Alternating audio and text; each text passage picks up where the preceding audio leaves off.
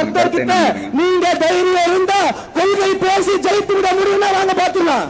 தந்தை பெரியாரை பற்றி பேசுவதற்கு நாங்கள் தயார். அண்ணல் அம்பேத்கரை பற்றி பேசுவதற்கு நாங்கள் தயார். ஐயா காமராஜரை பற்றி பேசுவதற்கு நாங்கள் தயார்.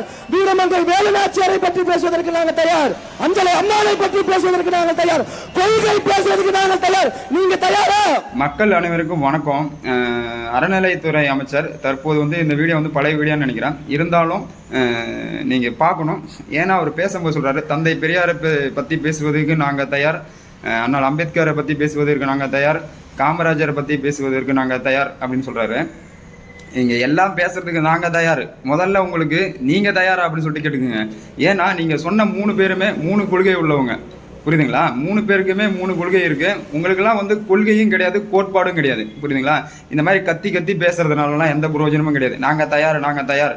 இன்னொன்று சொல்கிறேன், உங்களை தவிர தமிழ்நாட்டில் உள்ள எந்த கட்சிக்கிட்டையும் உங்களால் எந்த விதத்திலையும் ஜெயிக்க முடியாது, எந்த விதத்திலையும் ஜெயிக்க முடியாது. இந்த மாதிரி இந்த குழந்தைங்கள்ட்ட முட்டாய் கொடுத்து குழந்தைங்களுக்கு கத்த சொல்லி ஓட்டு வேணால் நீங்கள் வாங்கலாம்.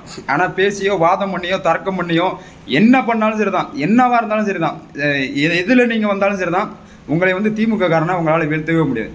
நீங்கள் பேசினாலும் சரி, விவாதம் பண்ண நடத்தினாலும் சரி, இல்லை என்ன நடத்தினாலும் சரி தான், அந்த சண்டை சச்சரவு எதில் நீங்கள் கூப்பிட்டாலும் சரி தான், திமுகவே உங்களால் வீழ்த்தவே முடியாது. அது முதல்ல நல்லா புரிஞ்சுக்கோங்க. அவங்க எப்பயுமே தயாராக தான் இருப்பாங்க.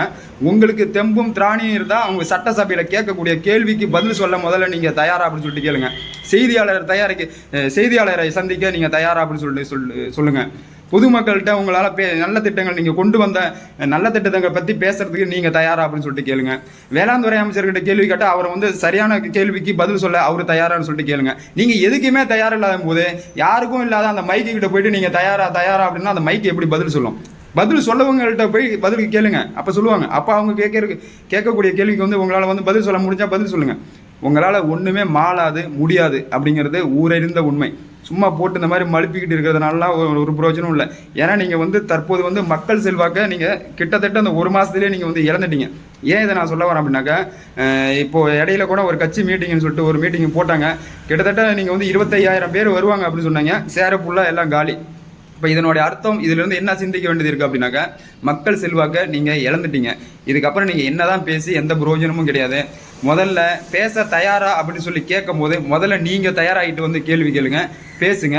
சும்மா மைக் இருக்குன்னு சொல்லிட்டு நாங்கள் தயார், நாங்கள் அதுக்கு தயார், நீங்கள் இதுக்கு தயார், நீங்கள் எதுக்குமே தயார் இல்லை. நீங்கள் உங்களால் ஒன்றுலையுமே உங்களால் தர்க்கம் பண்ணி ஜெயிக்க முடியாது. ஒன்றுலையுமே எந்த ஒரு காரணத்துக்காகவும் எந்த ஒரு சூழ்நிலைக்காகவும் திமுகவோ அதிமுக காரர்கள்ட்டே உங்களால் தர்க்கம் பண்ணி எதில் வேணாலும் வச்சுக்கோங்க, உங்களால் ஜெயிக்கவே முடியாது. மீண்டும் நான் அடித்து சொல்கிறேன்.